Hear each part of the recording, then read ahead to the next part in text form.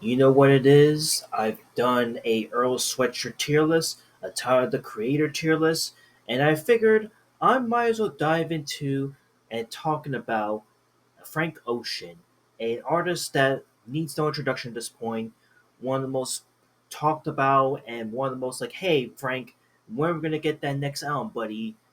Guy that we've known and love. But yeah, I'm doing a Frank Ocean tier list because I'm going to let this rip. This might be the easiest and probably the shortest tier list I'm going to do. And I figured I might as well just flex on this bad boy. This is the official physical copy of the Endless Frank Ocean album that I got when it was remastered 1 year later. And I'm not even joking, it's the real deal, as you can see. Um, and yeah, more or less, I might as well give this a bad boy spin because I like Frank Ocean. I love all most of the members of All Future, so why freaking not? All right, and kicking things off, of course, we're going to be talking about Frank Ocean's debut mixtape, Nostalgia Ultra. This project came out in 2011. This is the project that really put Frank Ocean and made him a household name in the underground R&B scene instantaneously, especially considering that he had connections to Off Feature, which was super big, really popping off at the time. And if you know the background to how Nostalgia Ultra was created, how it was conceived, this project was without a doubt one of the most underrated and most talked about projects of that year, and was the catalyst that would essentially make Frank Ocean drop an official debut album later on within the next year, which we'll get into. But Nostalgia Ultra for me is not the project that got into Frank Ocean in the first place. It would be, of course, his debut studio album. But looking at this project, looking back at it, I really wish that I could go back and say that this was my first introduction to Frank Ocean because Nostalgia Ultra is such an incredible and underrated mixtape in the Frank Ocean canon. Honestly, it doesn't get a lot of talk around nowadays because while you have these other projects that we'll get into. This project really dives into a lot of like what makes Frank Ocean special and personal and really close, you could say, from interpersonal relationships, personal reflections, so and talking about some really cool social commentary on love and drugs and friendships and all of that alike. And this mixtape really was the start of it all. In all honesty, my bad. Y'all see the thumbnail, but Frank Ocean's Nostalgia Ultra has, without a doubt, some amazing bangers all the way through. You have interludes in here that clearly pays homage to what gives them that nostalgia factor, from Street Fighter to GoldenEye to Soul Calibur to Metal Gear Solid, video games that really showcase who Frank Ocean was and his come up. And the mixtape on here is absolutely incredible, man. From songs like Strawberry Swing to Novocaine, We All Try, Songs for Women, Love Crime, Swim Good, American Wedding, Nature Fuse, There Will Be Tears. Every song on this project has been like a banger all around. And Frank Ocean also came out the gate swinging and really was the mixtape that put him on the map. And despite some controversies with this mixtape, given the song American Wedding, which I talked about, due to a weird sample clearance issue by the original artist that made Hotel California. This mixtape, nonetheless, is still really good, really special in my eyes. It just showcased Frank Ocean having a lot of potential right off the gate when he first blew into the scene. So, in a nutshell, Nostalgia Ultra is a classic mixtape now that I just tend to go back to every now and then, which is why Nostalgia Ultra, I'm going to start off high and give this bad boy an A tier, man. Call me crazy, but I just think that it needs to be up here more or less, and I'll leave it at that.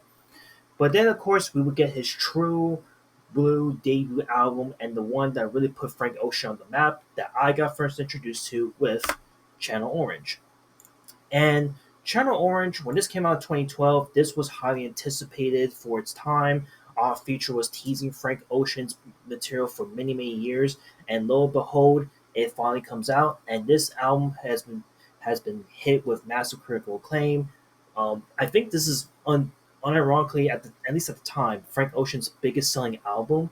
And this album, once again, just covers a lot of the stylistic um, of themes and feels that were similar to the debut mixtape that he covered from Nostalgia Ultra. But this time, he now explores into things like unrequited love, decadence, social class, and drugs using surrealistic imagery. And this project is undoubtedly like what the shape of R&B of what's to come, and I really feel like this project was super good for what it is for a debut album. And I understand that this doesn't get popped up nowadays in the Frank Ocean canon, as we're going to talk about in the next two projects here. But this project really came out of the gate swinging. From Thinking About You to Sierra Leone, Sweet Life, Super Rich Kids featuring Earl Switcher, which honestly might be one of the most underrated Frank Ocean slash Earl Switcher collaborations we're ever going to get at this point. Pilot Jones, Crack Rock, Pyramids, which is this 10-minute long epic of proportions that just go on a fucking journey. Lost, White featuring John Mayer, Monks, Bad Religion, Pink Matter featuring Andre 3000, which at the time when this came out, getting an Andre 3000 verse in that day and age was super rare, and it's like a really crazy achievement to reach. And then there's Forrest Gump, and then the hidden track, if you got the physical copies, with Golden Girl featuring Tyler the Creator. So again, every song over here is absolutely incredible. Frank's performance is outstanding. It is great. However, the one thing that I felt now going back to this album and listening to and comparing to all the Frank Ocean projects is that I felt like this project at the end of the day felt like it was stuck in like the commercial sense that it had to appeal to a commercial audience. And it did so really well. It did it really good. I mean, that's the whole reason why like an album like the Earl Sweatshirt's Doors, for example, which will come out in 2013, was able to appeal to a commercial audience at the time, right? But we would see that later on, Earl will go more towards the underground scene of hip hop in terms of where his artistry would take him. And in the case of Frank Ocean's Channel Orange, I felt like this album was just coated in like a lot of the commercial appeal, and it just didn't feel like the Frank that we would come to know and love later on down the line. And to me, this felt like there's something that was holding it back from being fully felt, because it felt like we went a step backwards for me personally, like vibe wise, from where we last left off in Nostalgia Ultra. So while I don't think this is like the worst R&B album with my comments I just said just now, again, I listened to every goddamn song off this project.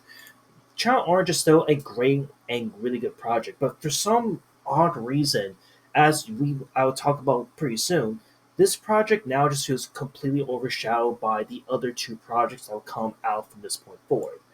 Which is why, personally, I give this bad boy a solid. God, I give this bad boy a solid. Oh no, I'm like fucking up Frank Ocean Channel Orange. Here we go.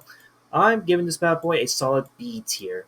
God, see that? That's crazy. I guess. I guess that tells me I can't be talking shit about Channel Orange. It's great. It's amazing, but the next two projects we're going to talk about are even better from here. And what I mean by better, it would take a while. It would take 4 years to be exact that we get a new Frank Ocean project. And at first, we would get it with this 2016 album with Endless, a project that at the time when this first came out, a lot of people were like, okay, this is Frank Ocean's comeback album. Let's fucking rip. Here we go. And when this album first came out, a lot of people were completely disappointed by it. Some people even liked it at one point and were like, oh my god, we did it. Frank Ocean finally dropped the project. But then, if you now remember the lore, this album will get completely overshadowed by its next predecessor, Blonde, which will drop exactly 1 day after this album drop. And now that we got the remaster version that's out and about, Endless, looking back at Endless before we go into Blonde, this to me is Frank Ocean in like his experimental phase in his life, in his music trajectory. And I think that this album is just super overlooked now in the grand scheme of things. Again, this mixtape in a nutshell is just it feels like a lot of loose but scattered tracks and thoughts and feelings being portrayed in this album, while simultaneously once again just exploring things such as his status now that he's become famous, love, heartbreak, and just him getting older with time. And this album, for an album that at the time it was touted as like a visual album, it was really good. It was really great. I mean, I do have the physical copy of this thing for a reason. It's such an underrated album that for me, some have even considered this as like Frank's weakest project, and I highly disagree with that. I think that this is without a doubt Frank's best project from this time period. I think that this is a lot more listenable than Channel Orange. I think it is also going back to what made Frank in the first place with Nostalgia Ultra to a degree. And again, there are highlights off of this album that's really good that I can name a few from At Your Best, You're a Love, which is clearly an Aaliyah cover, but sung in much more passion, much more performative per se. And not to say that that Frank is better than Aaliyah, I want to make that clear, but he does a really good job with the interpretation nonetheless. Alabama, Unity, um, Xenon's Wither in here somewhere, Sideways, Florida, Rushes, Mitsubishi Sony. The songs off of here are really good. They're really short. They really pass by like fleeting moments, and I think it was executed so well for what Frank was trying to go for with Endless. And overall, I just think that Endless is just a really good quality album at the end of the day. While simultaneously, maybe it's not going to be for everyone that wants to listen to a Frank Ocean album upon first listen. This is still like a good, high quality album, in my opinion, which is why Endless for me is going to go in the A row, A column, and we'll leave it at that. And then to wrap things up, we also have to talk about his Frank Ocean's most recent project, Blonde. This was the album that came out once again a day after Endless, and this was the project that truly was worth the 4 year wait.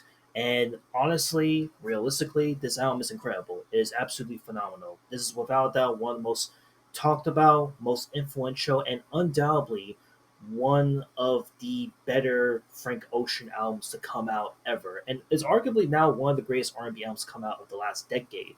And it's not surprising as to why. Blonde is such an incredible album now that when people talk about Frank Ocean nowadays, and people still do to this day, people immediately go into Blonde. No one really says that, oh, go to the Channel Orange because that's how you get to Frank Ocean, or go to Nostalgia Ultra. No, everyone references Blonde now because of how big and how impactful this project was when it came out one day after Endless dropped. And like I said, Blonde is such an incredible project that really just showcased like the vision that Frank was going for in this project. Again, in Blonde, it does dive into a lot of the same subject and themes that were portrayed off of Endless, but now it feels like it's a lot more self-focused, a lot more like spearheaded on what's to come. But now it's also diving into things like him suffering through his masculinity and emotions, going through what he was going through at the time, and through heartbreak and loss, duality, trauma, all that stuff. And with the collective mass of like co-producers and collaborators on this thing was incredible when this came out. This, without a doubt, shattered all the expectations that everyone was expecting Frank to drop when this came out at the time. Because again, when this album came out, a lot of people were thinking that okay, Frank Ocean's going to be dropping another commercial album. It is what it is, but I don't think so. Honestly, I think that when the, after Endless dropped, it was pretty clear where Frank Ocean's mindset and where his direction was going to go to when Endless dropped, and when Blonde dropped the next day, this completely shattered expectations tremendously. There are songs over here now that are just become so iconic in the Frank Ocean lore that I think we can comfortably agree that we have songs over here that are touted as like Frank Ocean's best songs ever put in his career, in my opinion. So again, from songs like Ivy, Pink and White, which has I think this one has one of the more hidden Beyonce features here, believe it or not, to some really good interludes that really hit this album much harder, hit make it really God really reinforce the tracks a lot more stronger, and just overall, it's just such an emotional roller coaster ride that at the end, you're just like in this feel good moment of just relieved that it's over. But at the same time, you're kind of wishing that you want more of Blonde. But moving on from like the highlights again, Skyline 2, Self Control, Good Guy, Night, which I think is a far better song than Pyramids. I'll say that right here, right now, in my chest. Solo Reprise, which is the only song that has Andre 3000 just soloing by himself. Even songs like My Ferrari and Siegfried are absolutely incredible songs. This project is undoubtedly and unequivocally Frank's best project still to this day. And yes, even though it's going to be a while till we get another Frank Ocean project, I mean, Blonde's going to officially turn 10 years old as of me recording this video. So we'll see if we ever get a new project from Frank. But until then, this is what we got here at the moment. So I think with that being said, Frank Ocean's Blonde, I can't really say much else about it. This is like a solid S tier. And with that being said, here we go. This is my tier list of every Frank Ocean project went from S tier to F tier. So weep it, rip it, seep it, listen to it. I don't know, but this is it more or less. And then yeah, just want to talk about this a little bit. That's it. I'll see you on the next one. Later.